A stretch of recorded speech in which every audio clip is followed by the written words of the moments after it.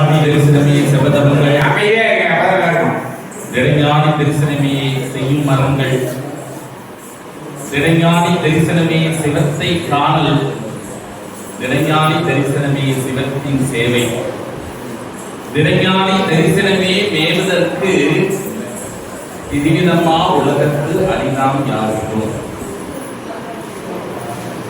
எவ்வளவு ஒரு ஆராய்ந்து பார்த்தோமானால் அது என்ன சொல்லியிருக்காங்க? திடைஞானி தரிசனமே. அப்ப இது ஒரு ஆராய்ச்சியாளர் என்ன பண்றாரு, திருமூலர் கூறிய 10ஆம் பாட்டோட ஒட்டு பார்த்தார். அதுல என்ன சொல்றாங்க?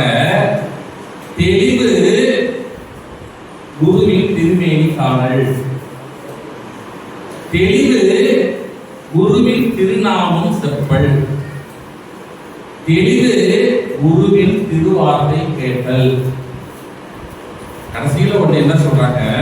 தெளிவு குரு குரு சிந்தித்தல்.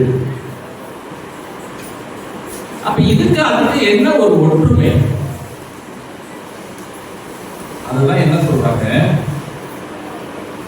ஞானிகளுடைய தரிசனம் யாருக்கு கிடைக்குமோ, ஞானிகளுடைய வாக்கை யார் சிந்தித்து அதை உணர்கின்றார்களோ அவர்களுக்கு இந்த ஸ்தூல தேகமும் சூக்கும தேகம் ஒன்றாகி காரண தேகம் கிடைக்கும் என்பது சூட்சம். திருவாரூர் சொல்றார், ஆன்மீகத்தை எப்பொழுது நீங்கள் உணர்கின்றீர்களோ அப்பொழுதுதான் இந்த ஆன்மீகம் உங்களுக்கு வேலை செய்யும். உணர்வுங்கிறது எது சம்பந்தப்பட்டது? ஸ்தூல தேகத்தை சம்பந்தப்பட்டதா சூக்கும தேகத்தை சம்பந்தப்பட்டதா? இது என்ன ஸ்தூல தேகம் சூக்கும தேகம்? ஒவ்வொரு மனிதர்களுக்கும் 3 தேகங்கள். இப்பொழுது நீங்கள் என்னை பார்க்கின்றீர்களே, இது ஸ்தூல தேகம். இந்த ஸ்தூல தேகமானது பஞ்சபூதங்களால் ஆனது, பஞ்சபூதங்களால் அழியக்கூடியது. எப்பொழுது இந்த ஸ்தூல தேகத்திலே ஒரு பஞ்சபூதமானது அதனுடைய செயலை இழக்கின்றதோ அப்பொழுது இதற்கு அழிவு. இதுக்கு நல்ல உதாரணம் சொல்லணும்னா வீட்டில் செய்யற உப்புமா. ரவை தனியா இருக்கும்போது கெட்டு போகாது, தண்ணி தனியா இருக்கும்போது கெட்டு இருக்காது, நெருப்பு தனியா இருக்கும்போது கெட்டு போகாது. எப்ப தண்ணிய கொதிக்க வச்சு அதுல ரவைய போட்டு உப்புமாவை வாங்கி ஒரு நாளுக்கு மேல வச்சுட்டா கெட்டு. இதுதான் நம் சரீரம். அப்ப இந்த சரீரத்துக்கு முக்கியமாக இருப்பது பஞ்சபூதங்கள். இந்த பஞ்சபூதத்தை கட்டுப்படுத்தணும். சரி சார், நான் அந்த ஸ்தூல தேகத்தான பஞ்சபூதங்களை நான் கட்டுப்படுத்தி விட்டேன், இந்த ஐம்பொறி காரணங்களை நான் கட்டுப்படுத்தி விட்டேன். அடுத்து என்ன சொல்றாரு? ஸ்தூல தேகம். ஸ்தூல தேகம் என்னது? சூக்கும தேகம் என்னென்ன? சூக்கும தேகம் என்பது நாம் நன்றாக உறங்கிக் கொண்டிருக்கும் போது நம்மை போல் ஒருத்தர் எல்லா விஷயங்களையும் பார்ப்பார், எல்லாத்தையும் அடிவாங்குவார், எல்லாரையும் அடிப்பார். யார் வீட்டிலே போய் மரபாயசம் சாப்பிடுவார், யார் வீட்டிலே போய் பிச்சை எடுப்பார், யாருக்கும் தெரியாமல் அவராக அழுவார். திடீர்னு எதிர்த்து பார்ப்போம், நான் தான் அழுவேனா? அவர் யார்? அவர்தான் உங்களுடைய சூக்கும தேகம். அப்ப இந்த சூக்கும தேகத்தை கட்டுப்படுத்துவர் யார்? அதுதான் சத்குரு போதத்துல குருநாதர் அழகாக சொல்லியிருந்தார். சபைக்கு 4 பேர்கள். அது என்ன சபைக்கு 4 பேர்கள்? தலைவர், செயலாளர், பொருளாளர், இவங்களா? இல்லை. இந்த சத்து என்பது உள்ளிருக்கின்ற ஆன்மா. அந்த ஆன்மாவை அறியக்கூடிய இந்த சித்து அறிவு எப்பொழுது இந்த சத்தை அறியக்கூடிய சித்தானது வேலை செய்கின்றதோ, அறிந்து விட்டதோ, அப்போது மீறி இருப்பது ஆனந்தம். அதான் என்ன சொல்றாங்க? இந்த ஸ்தூல தேகமானது உணர்ந்து கட்டுப்பட்டு சூக்கும தேகத்தோடு இணையும் போது அந்த காரண தேகமாகிய ஆனந்தம் உங்களுக்கு கிடைக்கும். அப்ப ஆனந்தம் கிடைச்சிருச்சுன்னா நமக்கு என்ன கிடைக்கும்? முக்தி தான் கிடைக்கும், மோட்சம் கிடைக்காது. எல்லாரும் என்ன நினைச்சிட்டு இருக்காங்க? மோட்சம் என்பதுதான் முக்தி என்று. தயவு செய்து மோட்சம் வேறு, முக்தி வேறு.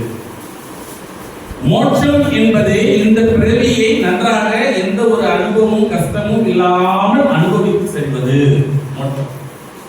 இருந்தாரியா ஒரு உட்கார்ந்து போயிட்டார், அவர் மோட்சம். முக்தி என்றால் மறுபிறவி கிடையாது. அந்த அந்தரத்திலே இருக்கக்கூடிய அந்த பிரம்ம சொரூபத்திலே இருக்கக்கூடியதான் முக்தி என்ற நிலை. அதுக்கு என்ன சொல்லியிருக்காங்க நம்ம பாட்டில்? முக்தி அடையணும்னா என்ன சொல்றோம்? சச்சிதானந்த சபைக்கு வந்து சன்மார்க்கம் செய்யணும். அந்த 4 பேர்கள் நாம் என்றது என்ன என்று தெரிந்து கொள்ளலாம். இது மட்டும் தெரியாது. இங்க வந்தீங்கன்னா பதி பசு பாசத்தையும் நம்ம தெரிஞ்சுக்கலாம். அது என்னது பதி பசு பாசம்? குருநாதர் சொல்லியிருக்காரு. என்ன சொல்லியிருக்காரு? எப்படி வெள்ளம் கொடுத்தாரு பாருங்க.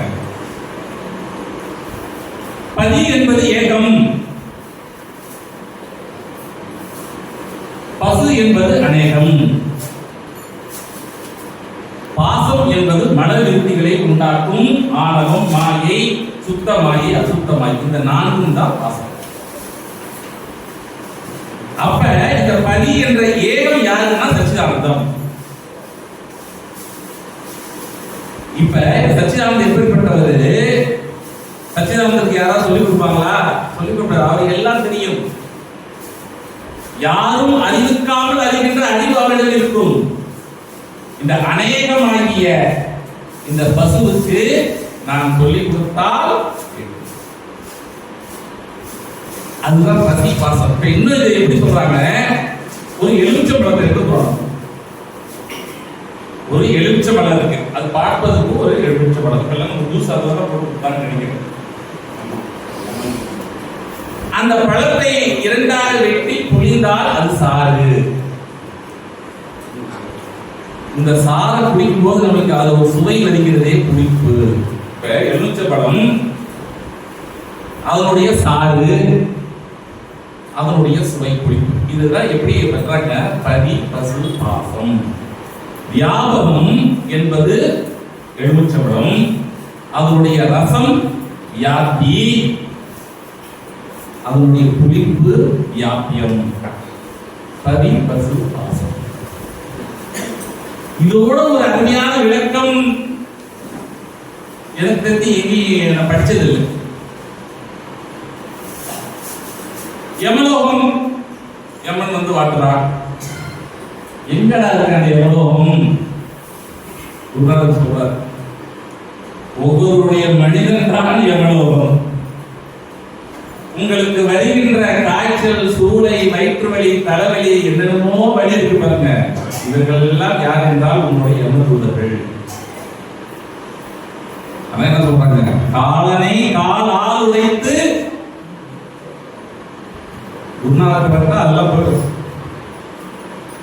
சூளை, குஷ்டம், நோய், காலி, கூலி, குஷ்ட, வேதனை எல்லாம் குருநாதரை பார்த்தா, குருநாதர் இருக்கிற இடத்தை பார்த்தா என்ன ஆகுமா? அட்டி இல்லாமலே சிதறி ஓடி போயிடும். கும்மி பாட்டுல வரும், காலி, கூலி, குஷ்ட, தேவதை எல்லாம் ஐயன் தீர்த்தம் கண்டால் அட்டி இல்லாமலே ஓடும் என்று பாடுங்கம்மா. அற்புதமான வரிகள். இந்த சத்குரு போதத்திலும் சத்குரு கீதத்திலும் நாடக பாட்டு நம்ம சொல்றோம். அது சும்மா கிடையாது. அதுல ஒரு எவ்வளவு ஒரு விஷயங்கள் பாருங்க. பாட்டு எழுதுறாரு, எதுக்குடா கௌரிய பாட்டு சிவன் வராரு, ஏன் வராரு? அப்பொழுது சொல்றாங்க, கௌரி ஏன் வராங்கன்னா கௌரி நாடகத்துல காமிக்கிறாங்க. உணவு பெறும் கௌரியாலே நான் உலகில் கிள வேண்டும் ஆனே. இவர் வந்து ஆட்கொள்வதற்காக கௌரிக்கு வர. இதெல்லாம் வந்து குருநாதர் இருக்கும் போது நடத்தப்பட்ட உண்மையான நாடகங்கள். அதனுடைய சூட்சமே என்ன கேட்டீங்கன்னா, இந்த சைவ மதத்திற்கும் வைணவ மதத்திற்கான ஒரு பெரிய பிரச்சனையை ஒழிப்பதற்காகவே. ஏன் குருநாதர் நாடகம் போட்டாங்க? ஏன்னா பாமர மக்களுக்கு அந்த நாடகத்தின் மூலமாக அத்வைத கருத்துக்களை கூட்டினார்கள். நல்ல படித்த மேதைகளுக்கான ஒரு வழிதான் இந்த சத்குரு போதும். சில பேர் பாட்டு கேட்டுட்டே எல்லா வேலையும் பண்ணுவோம். அவர்களுக்கு தான் இந்த போதனை. இப்படி அவர்களுடைய இந்த அத்வைத கருத்துக்களை எளிமையாக பாமர மக்களுக்கு புரிய வைத்த சாமி நினைச்சதாக தஞ்சாவூர், பெங்களூரு, பாம்பே, டெல்லி, ஹைதராபாத் இப்படி மெட்ரோபாலிஸ் சிட்டியே சபைகள் வந்து உருவாக்கிருக்கலாம்.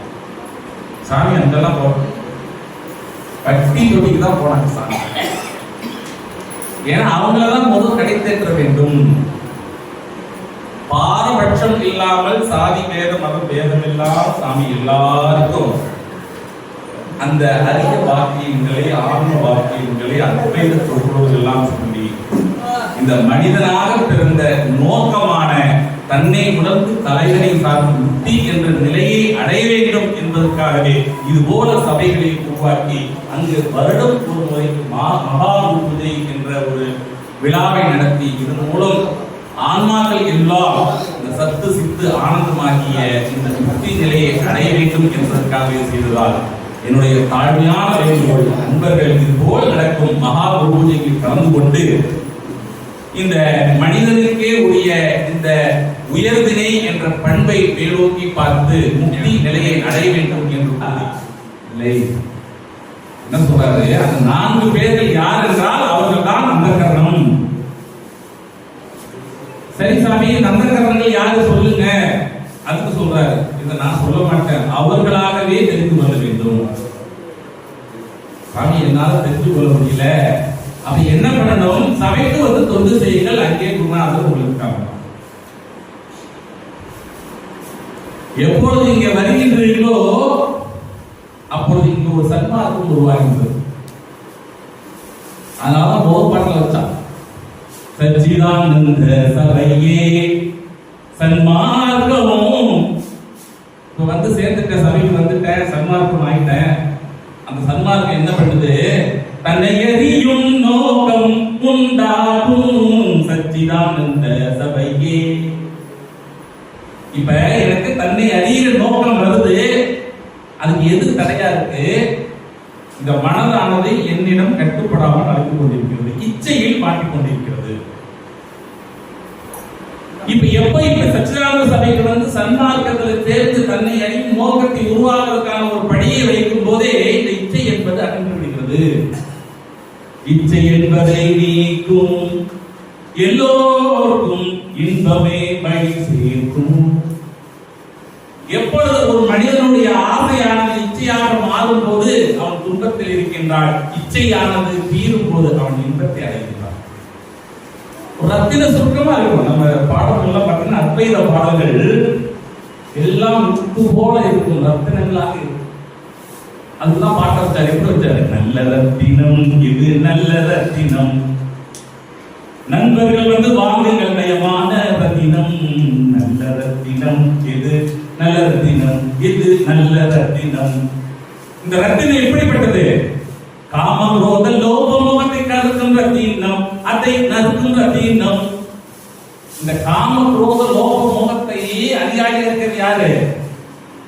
காமம் ரோத லோப முகத்தை கருக்கும் ரத்தினம், அதை நறுக்கும் ரத்தினம். துஷ்ட காலனை காலால் உதைத்து வெறுக்கும் ரத்தினம், இது நல்ல ரத்தினம். அதனாலதான் குருநாதர் யாரு? யாரு குருநாதர்? காய்கறி விற்கிறவரா?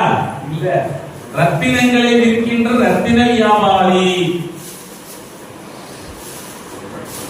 ரத்தினங்களை விற்கின்ற ரத்தின வியாபாரி எப்படி பிரதமரா இருப்பாரு? அவர் எப்படி இருப்பாரு? நம்ம போய் அவர் பார்க்கணும், அந்த ரத்தினத்தை பார்க்க வேண்டும் என்றால் நாம் எப்படி இருக்க வேண்டும்? ஒரு கருவேப்பிலை வாங்கணும் போதுமா, எங்க வேணாலும் போல யாராவது அம்மா உட்காந்து பார்த்து கருவேப்பிலை கொடுத்துருவாங்க. ஒரு 5 ரூபா கொடுத்தா கொடுத்துருவாங்க, ஒரு 2 ரூபா கொடுத்தா கூட கொடுத்துருவாங்க. காசு இல்லைன்னா கூட என்ன கொடுத்தா கொடுத்துருவாங்க. ரத்தினங்களை யாராவது அந்த மாதிரி கொடுப்பாங்களா? அந்த ரத்தினங்களை எப்படி இருக்கும், எவ்வாறு அவர்கள் வைத்திருப்பார்கள்? ஒரு பாதுகாப்பு பெற்ற வசதியோட வச்சிருப்பாங்க. அப்ப இந்த அந்த கரணத்தை நாம் எப்படி சுத்தி செய்வது? இப்ப அந்த அந்த கரணம் சொல்ற அந்த 4 பேர் யாரு? நம்மளுடைய மனம். நம்ம மனதுதான் முதல் படியில உட்கார்ந்து 1வது படியில. அதுக்கு மேல 2வது படியில உட்கார்ந்து யாரு? இந்த மனதெல்லாம் ஒரு ஆட்டிட்டு இருக்கு தெரியுங்களா? நம்ம அதை தப்பா செஞ்சுதான் கேட்பாங்க, என்னடா உனக்கு புத்தி இல்லையா? அந்த புத்தி தான் 2வது படியில உட்கார்ந்துருக்காரு. சரி, மனமும் ஆயிடுச்சு, புத்தியும் ஆயிடுச்சு, இது 2 சரியா இருந்தா போதுமா? 3வது மேல உட்கார்ந்துருப்பாரு. அவர் யாரு? அவங்க சித்தம். சித்தம் 3வது படியில உட்கார்ந்துருக்காரு. இந்த 3ஐயும் கண்ட்ரோல் பண்றது யாரு? அறிவு. நீங்க இந்த அறிவு 3 பேரை கண்ட்ரோல் பண்ணீங்கன்னா அங்க என்ன வந்துடும்? நமது சகோதரி சொன்னது போல் பூனை நம்ம பின்னாடி வந்துடும். அதுதான் ஆங்காரம், ஈகோ வந்துடும். அதுதான் எப்படி வச்சிருக்காரு பாருங்க. ஒன்றே கடவுள், உணர்வே பிரம்மம், அறிவே சத்குரு, சத்குருவே. முதல் நாம் உணர வேண்டும். என்ன உணர வேண்டும்? கடவுள் எல்லாம் ஒன்று, அது பிரம்மமாக இருக்கக்கூடிய அந்த ஒன்றே கடவுளை நாம் உணர்ந்தால் நமது அறிவானது கடவுளாக நமக்கு தெரியும். அந்த அறிவானது சத்குரு சொருபமாக தெரியும். அந்த சத்குரு என்பது யார்? சத்து, சித்து, ஆனந்தம்.